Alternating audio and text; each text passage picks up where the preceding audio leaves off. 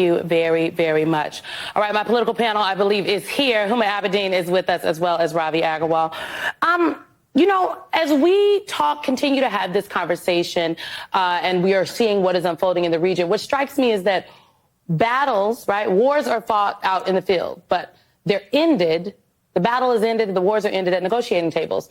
And Huma, I am just wondering how we're going to get to a point where the war can end at a negotiating table when you have leaders of Hamas who are saying they are intent on continuing to strike the Israeli people, that they would like to eradicate the Israeli people. Hamas is saying that. And then you've got Israeli government officials saying we are here to eradicate Hamas. That doesn't sound like any negotiating is going to happen to me. Well, we're unfortunately far away from any negotiating actually happening. But I think anybody who knows history and is looking to the future knows at the end of the day, this will end with a diplomatic solution. It's the only way it's going to end. Otherwise, every few years, it's not as though we haven't had war with Hamas or with ISIS or other terrorist extremist organizations. And so I think right now the focus should be, if I was at the State Department, you have a Secretary of State who's back in the region where he needs to be, because it is about de-escalate, de-escalate, de-escalate,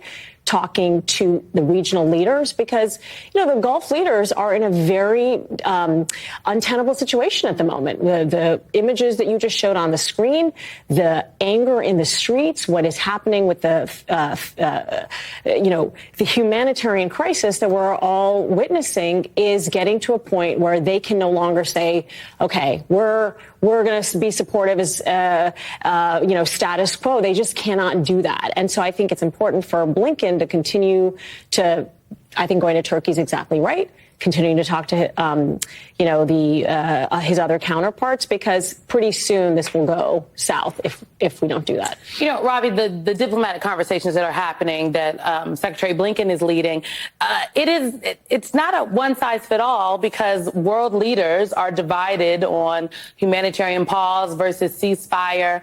How do you think the Israeli government is weighing what their counterparts in the region are saying?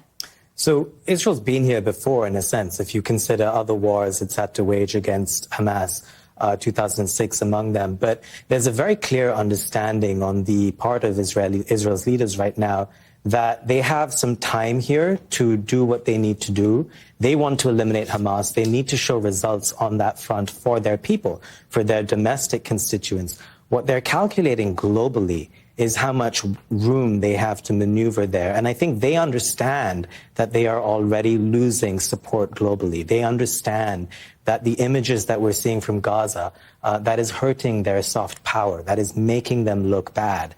But they're willing to take that. I think you have to understand the immense sense of rage after October 7 in Israel, and weigh that against their desire for vengeance, their desire to show Hamas that they can never do that again. So you've got to weigh all of that against what Secretary of State Blinken is trying to do in the region. And he, too, has several constituents here. He wants to show the Israelis that he does stand with them while pushing them to move towards at least humanitarian pauses. He wants to show leaders in the region that America isn't just purely blindly supporting Israel, but it's willing to listen. He's speaking to the Qataris. In fact, he just spoke to Qatar's prime minister today to further discussions about a hostage negotiation. And then finally, interestingly, domestically, there's a lot of dissent within the State Department at USAID. There's a lot of reporting now that shows that there are many diplomats and rank-and-file workers at the State Department who are upset that America is supporting Israel to the extent that it is, and isn't pushing for a ceasefire. There are many factions at play here, as we used to say when I worked in the White House. A former president weighed in very recently on this. I'm talking about President Barack Obama. He spoke out about the conflict forcing what he's calling a moral reckoning. I want to play this for you all and get your reaction on the other side. I will admit, it is impossible to be dispassionate in the face of this carnage. It is hard to feel hopeful. The images of families mourning, of bodies being pulled from rubble, force a moral reckoning on all of us. A moral reckoning. Huma, but what does that mean in practice, right? Like, because I think in general, however one comes down on the side of this issue, I think in general folks would agree with former President Obama. But what does that mean in practice? Well, look, I think that, President Obama is speaking to what the images in the moment is doing to our hearts. And frankly, this global trauma that we're all undergoing watching these images on TV. The reality is, separate and aside from what he's saying, what I think we need to focus on in the region is words versus action. So, yes, people can talk about a ceasefire. It's going to be humanitarian pause.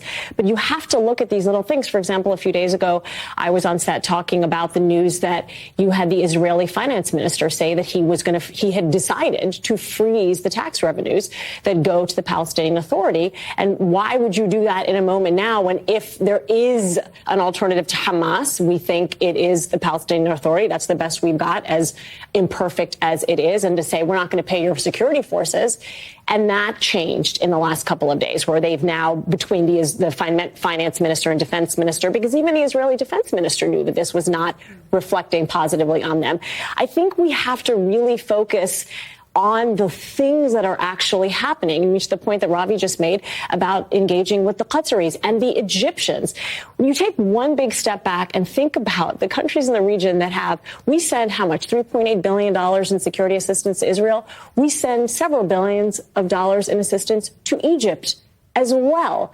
A country in the region right there on the border that normalized relations with Israel and is an ally of ours, an ally of Israel. That is a picture of what is a possible future if you are a nation state or a territory or a people, that you can look beyond the here and now and imagine what it might be. And by the way, it is not going to be the vision. I don't know. I saw that the Egyptian foreign minister was asked about that leaked Israeli intelligence memo, which essentially suggested that the entire population of Gaza should move.